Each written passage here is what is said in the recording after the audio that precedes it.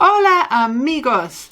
Hoy quiero presentar Pasos, Book 2, and it's Chapter 2, Part E. It's La Entrevista, which is the interview, and this unit, as you know, has been all about getting a job. So we're starting with consejos, which is advice, and we have these three ways of presenting advice. We can use deber, debes. We can use tener, tienes que, you have to. Or you can say hay que, which is another way of saying you have to. So let's look at these. Debes informarte. You have an infinitive verb. Because it's reflexive, we've put the te on the end of the infinitive. Tienes que ser, you have to be. Hay que saludar, you have to greet someone nicely. Debes escuchar, with attention. No debes interrumpir, which means you shouldn't interrupt. Hay que vestirse, another one where you've got the reflexive part on the end, but this time because it's one has to dress appropriately, we're using se. You could equally use hay que vestirte appropriately, and they're both good. Tienes que mostrarte, you have to show yourself to be positive or something. Debes, you should, demostrar. Now don't be tempted to put an N in the middle of that word. You have to show. Demostrar. Debes demostrar. No debes mentir. You shouldn't lie, ever. Not just in an interview. En una entrevista. And tienes que dar. You have to give something. So, la idea is that you are going to unite the consejos here at the bottom con los dibujos, with the drawings. Los dibujos might be un poco difícil to understand exactly what they're trying to show. So I've got está silbando, whistling is silbando.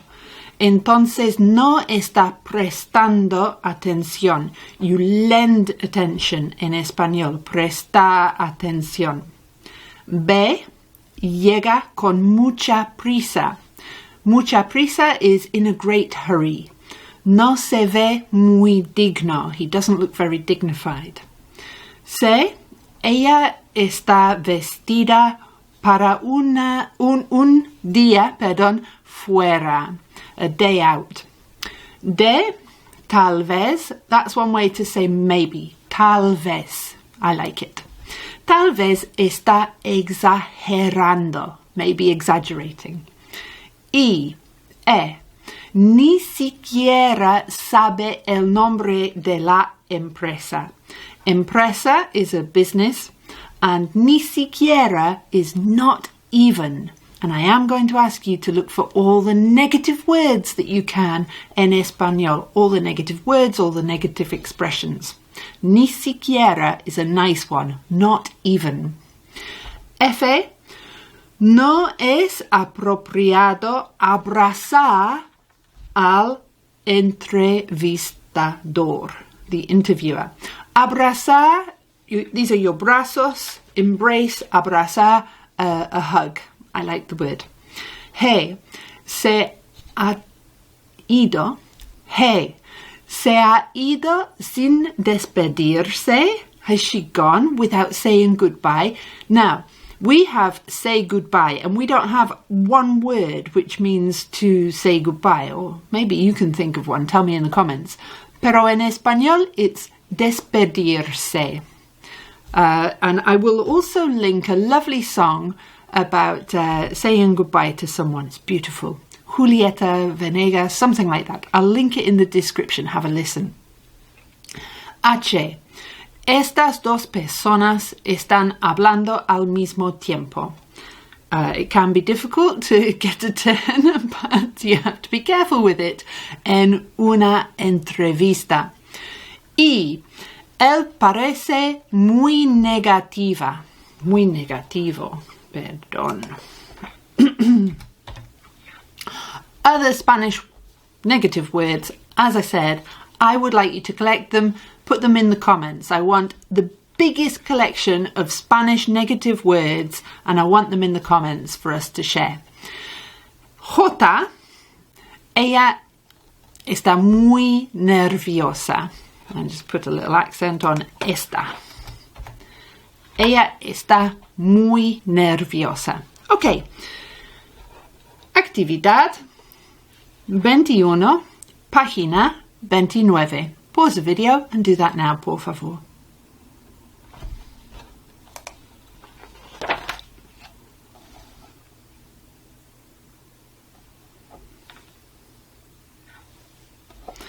Bien. Actividad 22 is a listening exercise, and we are going to listen to what people are saying. But first, un poquito de vocabulario. We've got buenas notas, and they're good marks, not good notes, good marks. Conseguir means to get, conseguir, a lovely verb. You should perhaps try and conjugate that verb in the present tense, because conseguir es muy importante. Conseguir un empleo, un poquito de inglés, no me acuerdo.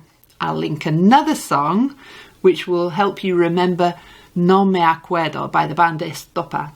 Then we have he perdido el autobús. In español we say I've lost the bus rather than I've missed it. He tenido que esperar. I've had to wait. Okay, now toma un momento just to link up the vocabulario en español con el vocabulario en inglés.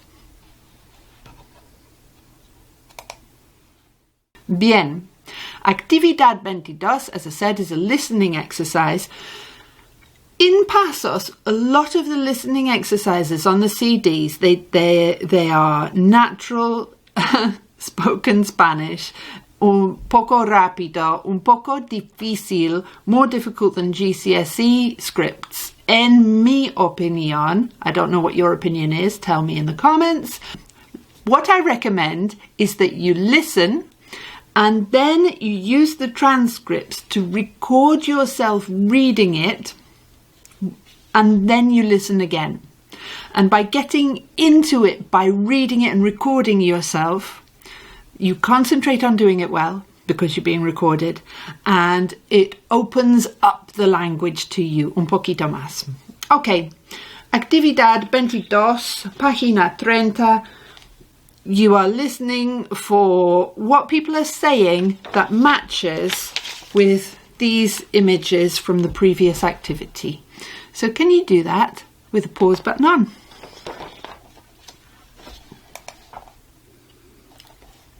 Veintitrés is another listening activity.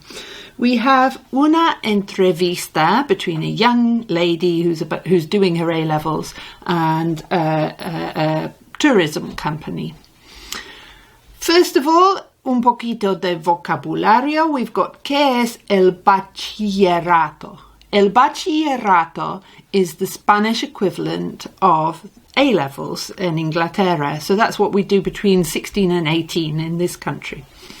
You can read el bachillerato es una etapa formativa de educación no obligatoria que tiene una duración de 2 cursos, so that's 2 years. Normalmente se realiza entre los 16 y los 18 años, aunque, although, se puede cursar, you can do this course, a cualquier edad, at any age, de forma presencial, so in person, or a distancia. Maybe you'd like to do that. Maybe I would. Se organiza, and you can read more about it if you click this link, which takes you to EducaWeb. Okay. More vocabulario. Aficiones son las actividades por las que uno tiene gusto. So this is things that you really have a taste for, that you really have a liking for. Usualmente uno gasta mucho tiempo en estas actividades. So usually you spend a lot of time on these activities.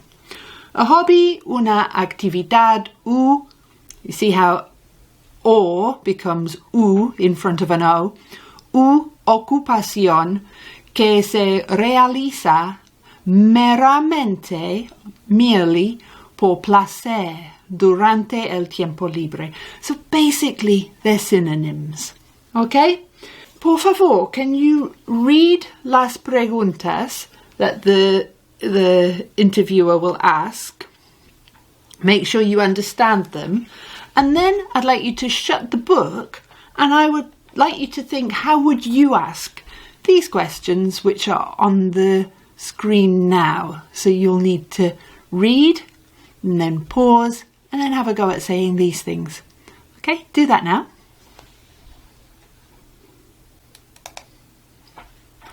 Bien. And then we're on to the proper actividad, which is listening to Tessa con la entrevistadora and trying to record what Tessa's answers are. You can again listen to it and then read and record yourself using the transcripts, and you can click the link on this presentation if you download the presentation from the link in the description, or there are links in the description to the transcripts. You can see la entrevistadora comienza con buenos días, Tessa, te llamas Tessa, ¿verdad? Puedo tutearte. Can I use tú with you rather than using usted? Pause the video, listen, read, listen again, and answer the questions.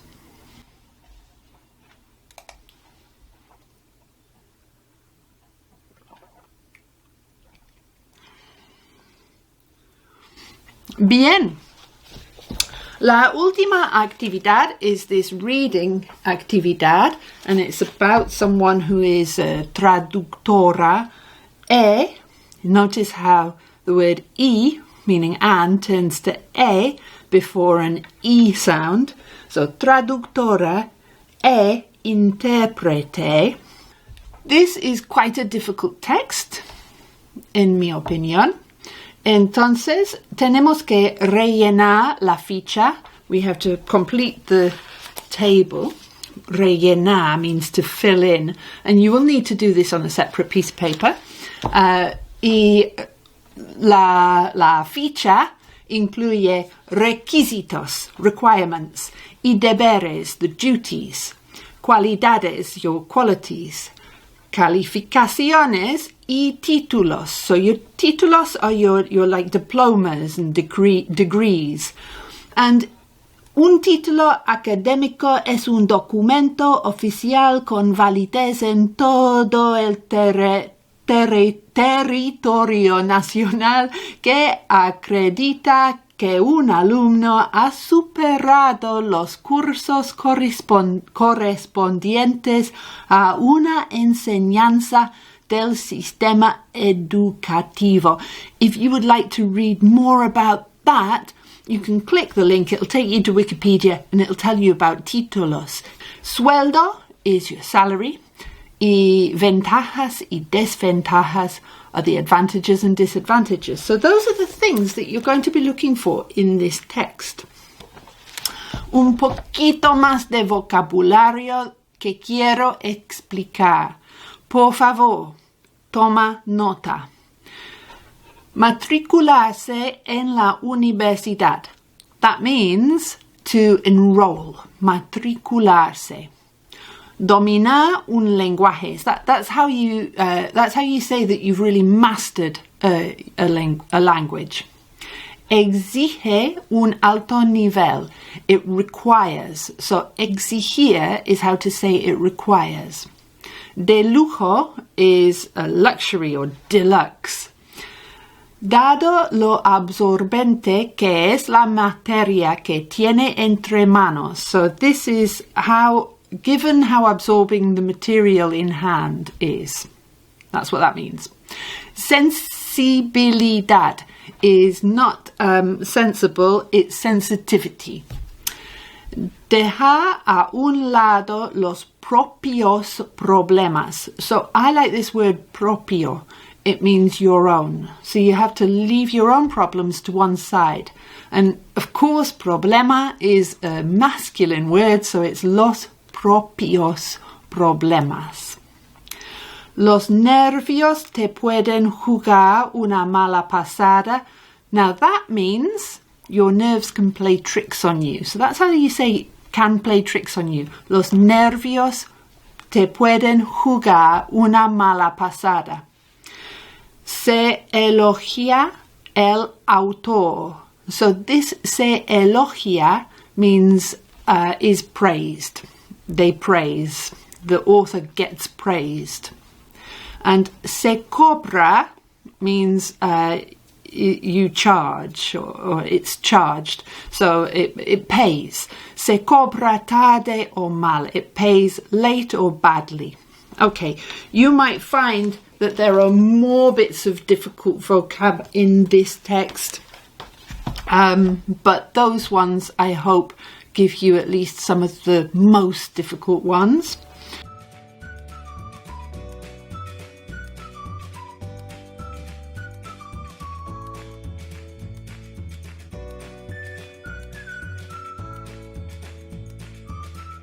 So, you've now completed Unit 2. The only thing left to do is, por favor, study el vocabulario aquí. Make sure you know what all of that is. And then we have un poquito de gramática. So I'd like you to just take notes on that. And ejercicios we have here. Ejercicios on tener que, deber, using the pronouns, which we had in one of the lessons, and using the word ago, which we had in one of the lessons. Make sure you know what the vocab is, and I will see you in the next lesson, which will be about Unit 3.